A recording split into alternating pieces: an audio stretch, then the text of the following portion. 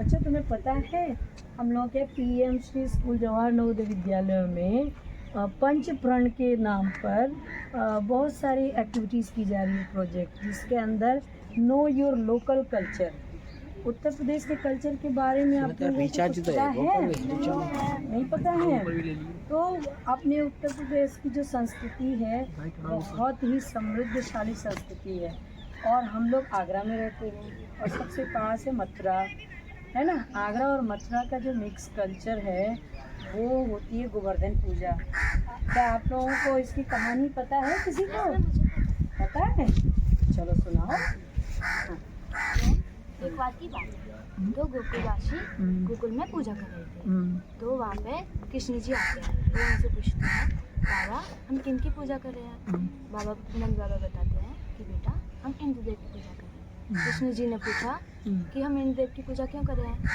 तो वो बोलते हैं, बेटा इंद्रदेव हमारे लिए वर्षा करते हैं, उनसे हमारे खेतों में पानी आता है और फिर फसलें उगाई जाती हैं, फसलों से हमारे लिए खाना आता है, इसलिए हम इंद्रदेव की पूजा करते हैं। कृष्ण जी ने कहा ऐसा ही है तो आप गोवर्धन पर्वत पर जाके उनकी पूजा करिए, क्योंकि वहीं से तो हमारी फसलें उगती हैं, वहीं हमारी गायें चरने जाती हैं और फिर वहीं से तो हम सब खाना खाते हैं।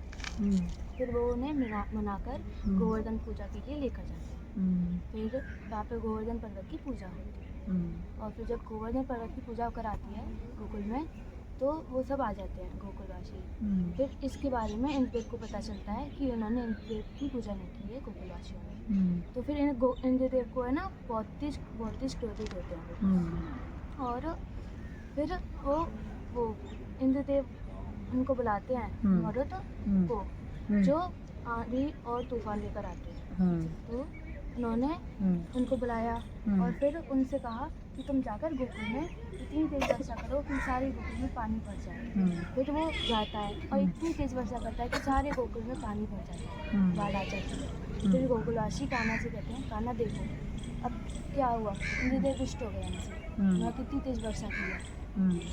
फिर वो कहते हैं चलो गोवर्धन पर्वत के पास, हम उनसे मदद मांगते हैं, वो हमारी मदद जरूर करेंगे।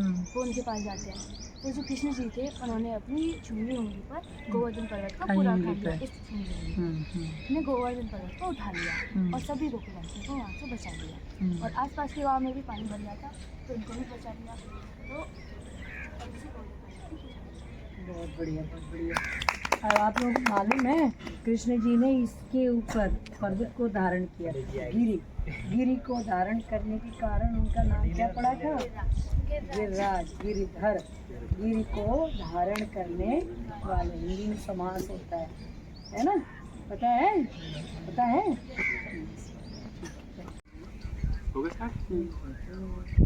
मैम, जो प्रधानमंत्री जी ने हमारे अमृत काल के जो पंच प्रण बताए हैं, उसमें से हमारा दूसरा प्रण है remove any trace of colonial mindset. यानी कि जो भी जब अंग्रेज हम पे शासन किया, तो वो उस शासन काल के जो भी हमारे दिमाग में जो भी भाव हैं वो सब हम हटा। और ये तभी संभव है जब हम अपने जो हमारे खुद का जो लोकल कल्चर है उसको जानते हैं। तो आज मैम एक मेरे पास बहुत ही सुंदर कविता है इसके लिए, जो हमारा जो उत्तर प्रदेश है उसकी पूरी संस्कृति को समाहित करती है। बहुत अच्छा, बहुत अच्छा। तो ये कविता कुछ इस प्रकार है। बैकग्राउंड में चला चलो, तो अब मैं तुम सबको हमारी उत्तर प्रदेश की संस्कृति की एक कविता सुनाता हूँ। ये कविता इस प्रकार है। गंगा जमुना के तट बसे, गंगा जमुना के तट बसे ये भूमि पावन ज्ञान की। गंगा जमुना के तट बसे ये भूमि पावन ज्ञान की। राम कृष्ण की गाथाएं गूंजे, राम कृष्ण की गाथाएं गूंजे, गाथा है सम्मान की। काशी की आरती सुहानी, काशी की आरती सुहानी, मथुरा का रास रचाए। अयोध्या की पावन गली में भक्ति का जो दीप जलाए। ब्रज की होली, ब्रज की होली, अवध की ठाठ, संगम पे पुण्य की धार। हरिद्वार का गंगा तट मन को दे सुख अपार। बहुत बढ़िया।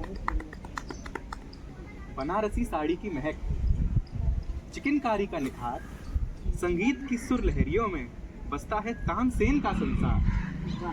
गुड़ की मिठास, गुड़ की मिठास, पेड़े की बात और लखनऊ की नजाकत, गलियों में गूंजे कव्वाली, संगीत किताबी हियाकत।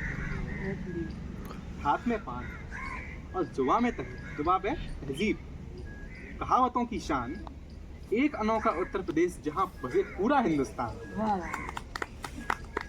जो हमारी उत्तर प्रदेश की भूमि है, तो ये भूमि वीरों की, संतों की, प्रेम की, सम्मान की, संस्कृति की इस धार को नमन हो बारंबार। बहुत बढ़िया बहुत बढ़िया। बंद कर लूं?